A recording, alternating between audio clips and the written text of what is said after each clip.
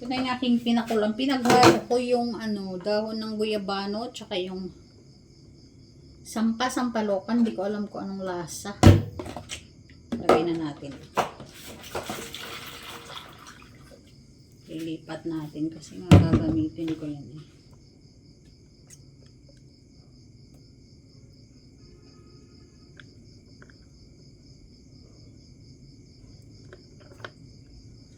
Sampalukan.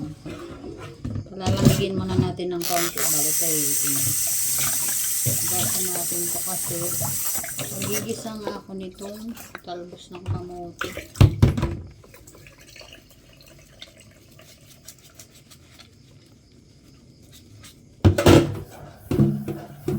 Ganon ako ibang paglulutuan kundi dito din. Uy! Ano ba naman ito? High-tech talaga tong aking poste.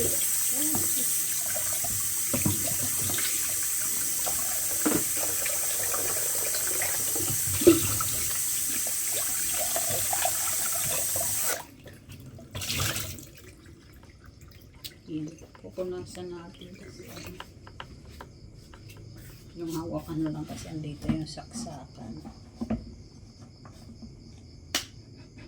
Kambon sapa da-di-da-di-da-di-da-da-da.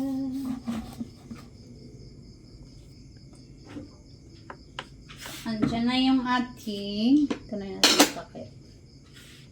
So saksakin na natin ng ating rice cooker. Saksak na natin.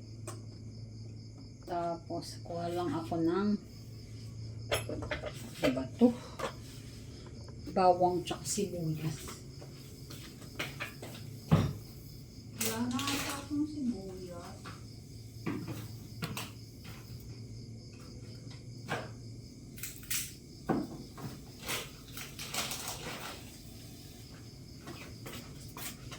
Last bowl na yung aking sibuyas. Wala na akong sibuyas.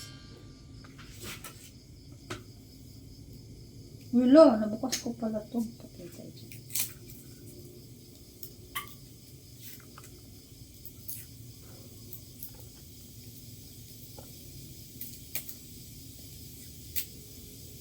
Ang lamig. Sakit na aking likod. Nakabaklis-baklis pa talaga.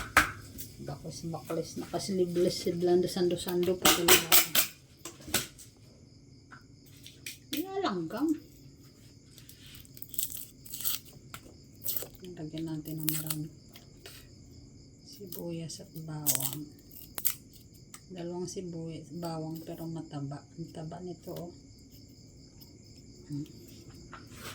Tapos sibuyas. Ang laki din ng sibuyas. Iubos na rin natin kasi kita hatiin natin to. Di natin alam kung kailan tayo makapagdisa uli, makapagluto uli. So wala naman tayong lulutuin.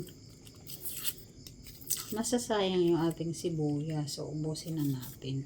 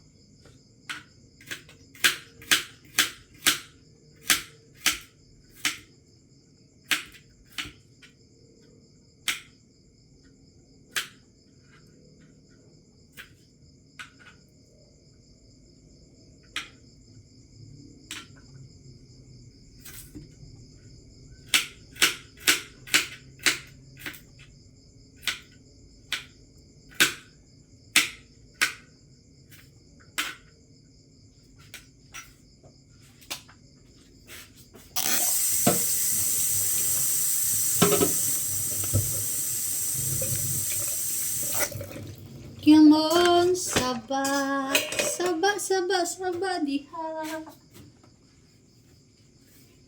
So, yan na, ito na yung ating talbos ng kamote. Gigisahin natin.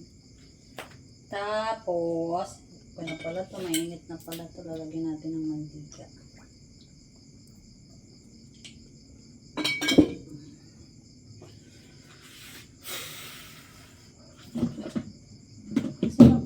sandok na maliit.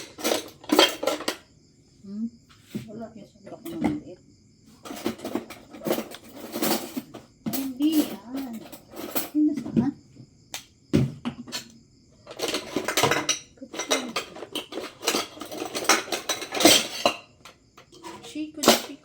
Kochi. Hi.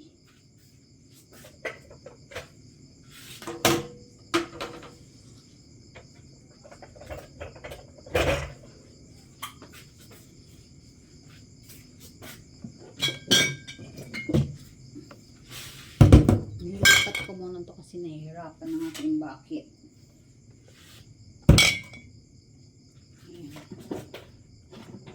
Wala nang laman to. And then